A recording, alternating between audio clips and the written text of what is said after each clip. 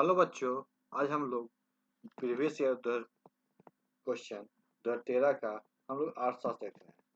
ये बिहार बोर्ड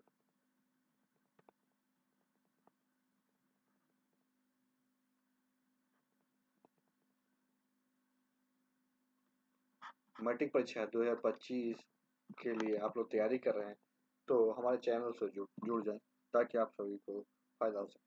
तो अर्थशास्त्र क्वेश्चन देखते हैं। कौन बीमारू राज्य नहीं है? कौन बीमारू राज्य नहीं है? तो इनमें इसका आंसर क्या हो जाएगा? कर्नाटक। कर्नाटक क्या बीमारू राज्य नहीं है? उपभोक्ता अधिकार दिवस कब मनाया जाता है? उपभोक्ता अधिकार दिवस कब मनाया जाता है? तो 15 मार्च को। नेक्स्ट क्वेश्चन देखते हैं। अर्थव्यवस्था किसे कहते हैं? अर्थव्यवस्था किसे कहते हैं? तो अर्थव्यवस्था एक ऐसा ऐसा तंत्र या ढांचा है। अर्थव्यवस्था एक ऐसा तंत्र या ढांचा है जिसके अंतर्गत जिसके अंतर्गत क्या है?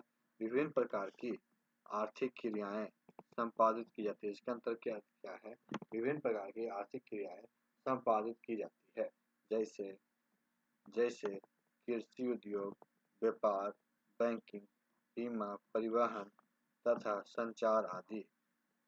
ये आर्थिक क्रियाएं ये क्या आर्थिक क्रियाएं एक और विभिन्न प्रकार की वस्तुओं एवं सेवाओं का एक और क्या है? विभिन्न प्रकार की वस्तुओं एवं सेवाओं का संपादन करती है और दूसरी ओर लोगों को रोजगार के अवसर प्रदान करती है। एक और क्या है कि वस्तुओं और सेवाओं का संपादन करती है और दूसरी ओर लोगों को रोजगार के अवसर प्रदान करती है ताकि वे अपनी ताकि वे क्या है अपनी आवश्यकताओं की संतुष्टि के लिए देश में उत्पादित वस्तु एवं सेवाओं का क्रय कर सके। अतः अर्थव्यवस्था जीविका अर्जन की एक प्रणाली। अर्थव्यवस्था क्या है? जीविका अर्जन की एक प्रणाली है। नेक्स्ट क्वेश्चन देखते हैं कि प्रति व्यक्ति आय क्या है? प्रति व्यक्ति आय क्या है? तो किसी देश की किसी देश की कुल राष्ट्रीय आय को किसी देश की कुल राष्ट्रीय आय को जब देश की कुल जनसंख्या से भाग देने पर जो भागफल प्राप्त होता है उसे प्रति व्यक्ति आय कहते हैं। मतलब किसी देश की राष्ट्रीय आय को जब देश की कुल जनसंख्या से भाग देने पे जो भागफल प्राप्त होता है उसे देश का या प्रति व्यक्ति आय कहते हैं। प्रति व्यक्ति आय किसी भी देश की आर्थिक विकास का परिचायक है। जो प्रति व्यक्ति आय क्या है? किसी भी देश के आर्थिक विकास का क्या है? परिचायक है। प्रति व्यक्ति आय वृद्धि होने से देश के कुल राष्ट्रीय आय में वृद्धि होती है। प्रति व्यक्ति आय की वृद्धि होने से क्या होता है? देश के कुल राष्ट्रीय आय में वृद्धि होती है तथा जीवन स्तर ऊंचा होता है। नेक्स्ट क्वेश्चन देखते हैं। मुद्रा के आर्थिक महत्व पर प्रकाश डालें। मुद्रा के आर्थिक महत्व पर प्रकाश डालें। तो हमारी अर्थव्यवस्था में मुद्रा का स्थान बड़ा ही महत्वपूर्ण है। मुद्रा का स्थान क्या है? बड़ा ही महत्वपूर्ण है। मुद्रा के मुख्य लाभ निम्नलिखित है। मुद्रा के मुख्य लाभ क्या क्या है? निम्नलिखित है।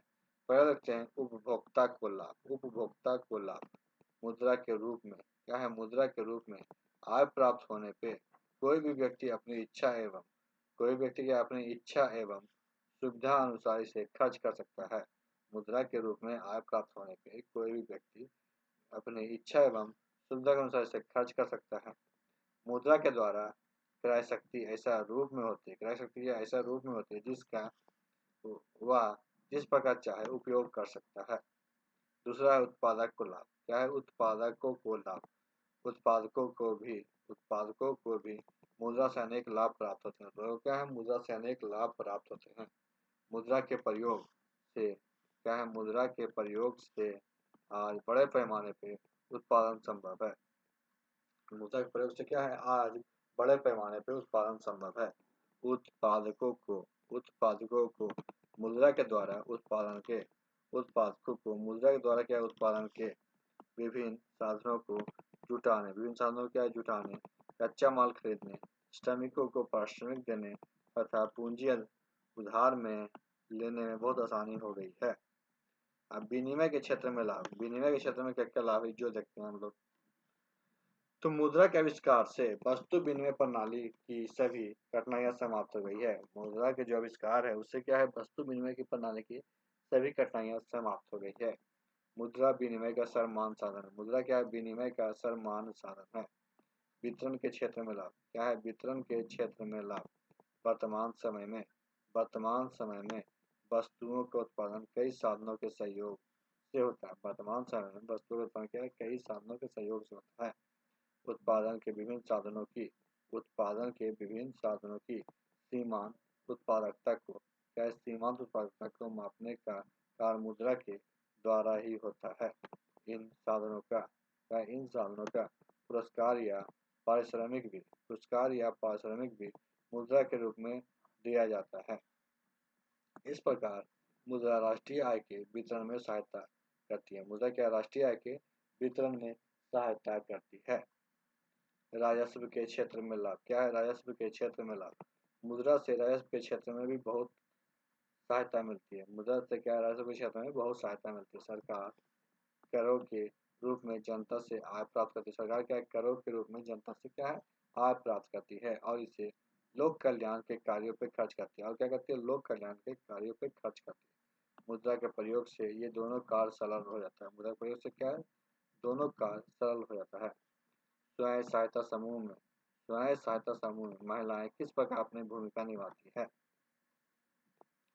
स्वयं सहायता समूह ग्रामीण क्षेत्र में एक समान सार्वजनिक आर्थिक स्तर से 15 से 20 व्यक्तियों का एक अनौपचारिक समूह होता है। स्वयं सहायता समूह क्या है, ग्रामीण क्षेत्र में एक समान सामाजिक आर्थिक स्तर से 15 से 20 व्यक्तियों का एक अनौपचारिक समूह होता है जो अपनी बचत तथा बैंकों से ऋण लेकर अपने सदस्यों के पारिवारिक जरूरतों को पूरा करता है।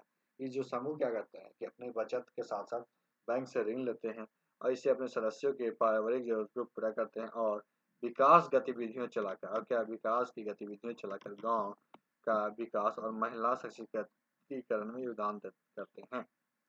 स्वयं सहायता समूह की स्थापना महाजनों के शोषण से गरीब जनता को बचाने तथा उन्हें सस्ती दरों पे ऋण प्रदान करने के लिए या गांव के कस्बों में की गई है। स्वयं सहायता समूहों के लिए रकम प्राप्त करने के दो मुख्य स्रोत हैं, सदस्यों की बचत तथा बैंकों के ऋण। स्वयं सहायता समूह केवल अपने सदस्यों को ही ऋण देता है। यह समूह ऋण देने की रकम और एवं उद्देश्य, ऋण पर ब्याज, भुगतान की अवधि इत्यादि के संबंध में निर्णय लेता है। इस प्रकार स्वयं सहायता समूह महिलाओं के लिए एक वरदान के समान है जिसके द्वारा अपनी प्रगति का साधन प्राप्त होता है और वह स्वरोजगार को रोजगार सृजन में मदद होती है। अब नेक्स्ट क्वेश्चन देखते हैं। वैश्वीकरण का बिहार पे पड़े प्रभाव को बताइए। वैश्वीकरण का बिहार पे पड़े प्रभाव क्या क्या है देखते हैं। तो बिहार के आर्थिक जीवन पे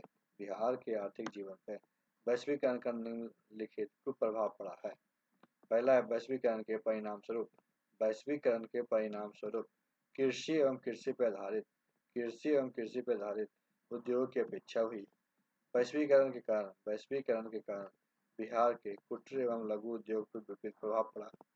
वैश्वीकरण के कारण बहुराष्ट्रीय कंपनियों द्वारा निर्मित वस्तुओं के आयात के कारण बहुत सारी उत्पादन इकाइयां बंद हो गई जिसके फलस्वरूप रोजगार पर विपरीत प्रभाव पड़ा। बिहार में आधारभूत संरचनाएं के कमी के कारण यहाँ पूंजी निवेश बहुत कम हुआ। तो आज की वीडियो में समाप्त करते हैं। वीडियो चले तो वीडियो को लाइक कीजिएगा, दोस्तों का शेयर कीजिएगा और हमारे चैनल को भी सब्सक्राइब कीजिएगा। वीडियो देखने के लिए आपका धन्यवाद।